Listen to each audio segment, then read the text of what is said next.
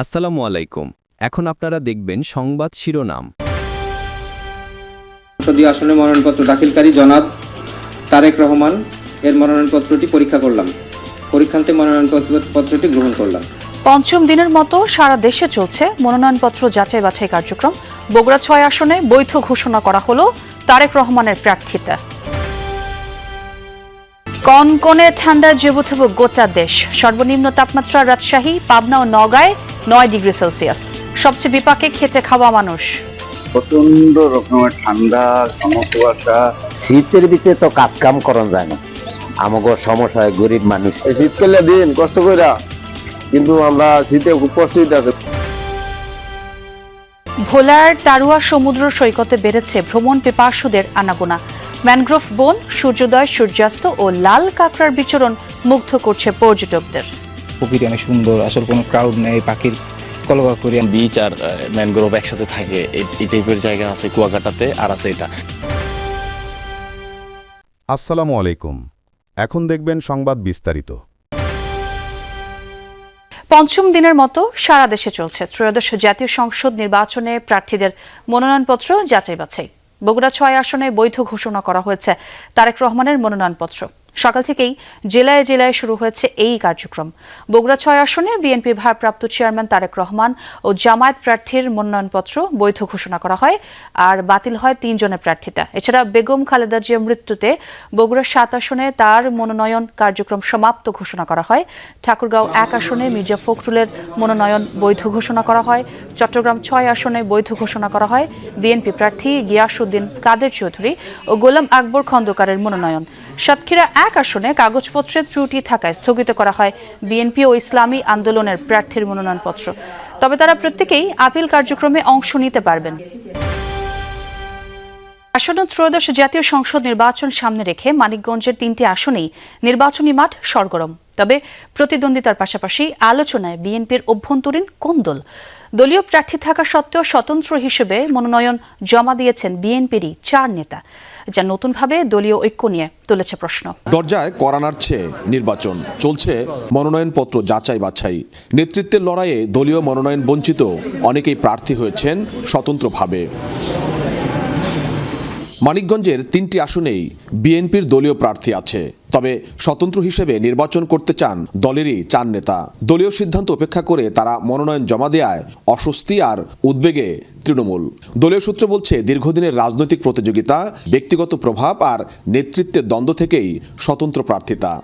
দলের সিদ্ধান্তের বাইরে গিয়ে নির্বাচন বা প্রভাকাণ্ড করে দল এবং দলের প্রার্থীর বিরুদ্ধে অপপ্রচার, মিথ্যা তথ্য দিয়ে তার জনপ্রিয়তা এবং আগামী নির্বাচনকে ক্ষতি করার চেষ্টা করছে। রাজনৈতিক নেতা বিপ্লবী তারেক রহমান তাদের বিষয়ে খুব দ্রুত সাংগঠনিক সিদ্ধান্ত নেবে। মানিকগঞ্জের মানুষ ধানের বিকল্প কখনো চিন্তা করেনি। স্বতন্ত্র আসুক, যেই আসুক, এটা আমাদের কোনো সেরকম কোনো ক্ষতির কারণ কিছুই হচ্ছে না। তবে স্বতন্ত্র প্রার্থীদের দাবি, স্থানীয় নেতাকর্মী আর ভোটারদের চাপেই নির্বাচনে অংশ নিচ্ছেন তারা। জনগণের মতামত, চাহিদা সাপেক্ষে দলীয় মনোনয়ন যেটি ঘোষণা হয়েছে সেটি পুনর্বিবেচনার জন্য বিনীতভাবে আহ্বান করছি। দলের স্বার্থেই, জনগণের আকাঙ্ক্ষার প্রতিফলন ঘটাতেই আমি মনোনয়নপত্র সাবমিট করেছি। আশা করি আমার মনোনয়ন টিকবে ইনশাল্লাহ। জনগণের মুখে আমি হাসি ফোটাবো ইনশাল্লাহ। দলীয় ঐক্য ধরে রাখতে শেষ পর্যন্ত হস্তক্ষেপ করবে কেন্দ্র, মনে করেন তৃণমূলের নেতাকর্মীরা।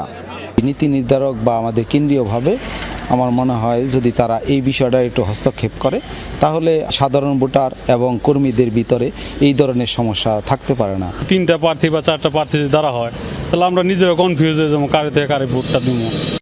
দলীয় একাধিক প্রার্থী মাঠে থাকলে ভোট ভাগাভাগির পাশাপাশি দেখা দেয় বিভেদ, বিভক্তি। মত এই বিশ্লেষকের। দলের হাইকমান্ড যখন একটা সিলেক্ট করে, তারপরও বিদ্রোহী হয়ে দাঁড়ানো, এটা হইতেছে দলীয় শৃঙ্খলা ভঙ্গ। এটা হওয়া উচিত না। এটা যতই খারাপ হোক, যতই ডিসিশন তার পক্ষে না যাক, এটা মেনে নেওয়া হইতেছে একটা দলের শৃঙ্খলা।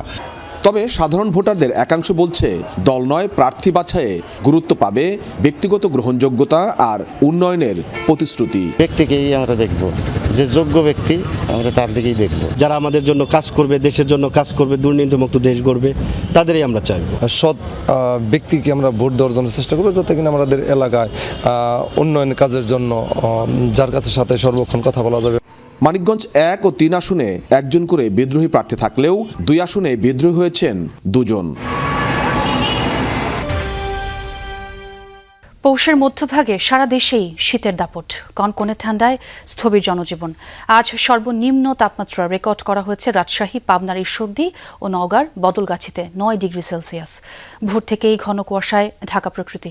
দৃষ্টিসীমা কমে আসায় সড়ক মহাসড়কে হেডলাইট জ্বালিয়ে চলাচল করছে যানবাহন। তীব্র শীতে জরুরি প্রয়োজন ছাড়া বের হচ্ছে না মানুষ। আর বিপাকে পড়েছেন খেটে খাওয়া মানুষ। গরম কাপড়ের অভাবে কষ্টে দিন কাটছে দরিদ্র ও ছিন্নমূল মানুষের। সরকারি ও বেসরকারি উদ্যোগে শীতবস্ত্র বিতরণ করা হলেও তা অপর্যাপ্ত। শীতের সাথে পাল্লা দিয়ে বাড়ছে ঠান্ডাজনিত রোগের প্রকোপ। আক্রান্তদের বেশিরভাগই শিশু ও বয়স্ক। ঘন কুয়াশায় প্রধান 2 নৌ রুটে ফেরি চলাচল ব্যাহত। আর আজও শাহজালাল আন্তর্জাতিক বিমানবন্দরে ঘটেছে শিডিউল বিপর্যয়।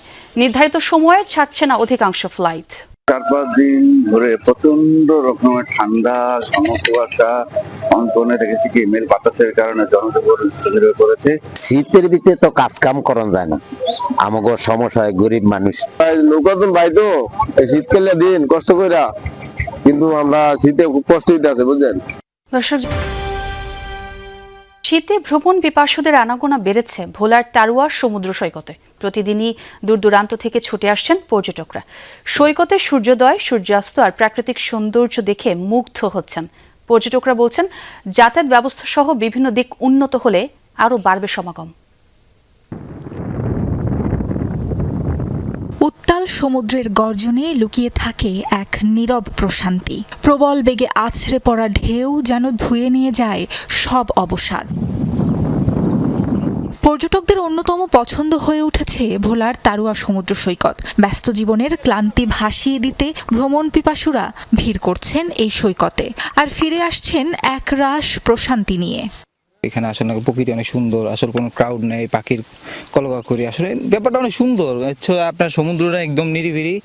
আমরা 2 দিনের সফরে এই তারুয়া দ্বীপে ঘুরতে আসছি। জায়গাটা অনেক সুন্দর, অনেক সুন্দর। মানে সবচেয়ে বেশি সুন্দর কি সবুজটা চোখের জন্য অনেক শান্তি। এরকম বিচ আর ম্যানগ্রোভ একসাথে থাকে, এই টাইপের জায়গা আছে কুয়াকাটাতে, আর আছে এটা। এখন কুয়াকাটা যেহেতু একটু ক্রাউডেড একটা ব্যাপার স্যাপার, তো এখানে আমরা একটু নিরিবিলি থাকতে এসেছি। চরফ্যাশন উপজেলার বঙ্গোপসাগরের মোহনায় গড়ে ওঠা তারুয়া সমুদ্র সৈকতে একই সাথে দেখা মিলবে ম্যানগ্রোভ বন, ঝাউবন, লাল কাঁকড়ার বিচরণের সাথে সূর্যোদয় আর সূর্যাস্ত। যে কোনো পর্যটককে মুগ্ধ করতে যা যথেষ্ট। তবে অঞ্চলটি এখনও পুরোপুরি পর্যটক বান্ধব হয়ে ওঠেনি। রাত্রি যাপনের জন্য ব্যক্তি মালিকানার একটি টিনশেড রিসোর্ট আর অর্ধশত তাঁবু ছাড়া নেই কোনো ব্যবস্থা। যোগাযোগ ব্যবস্থা এবং নিরাপত্তার বিষয়ে প্রশাসনের সুদৃষ্টি চান পর্যটকরা। আসার ব্যবস্থা খুব বেশি বলবো স্যাটিসফ্যাক্টরি না, আসতে অনেকবার চেঞ্জ করতে হয়। তারপর যখন সারাদিন কষ্ট করে এখানে আসি, ভালো জায়গাটা ভালো। হ্যাঁ, ঢালচর আসার পর থেকে যেটা খেয়াল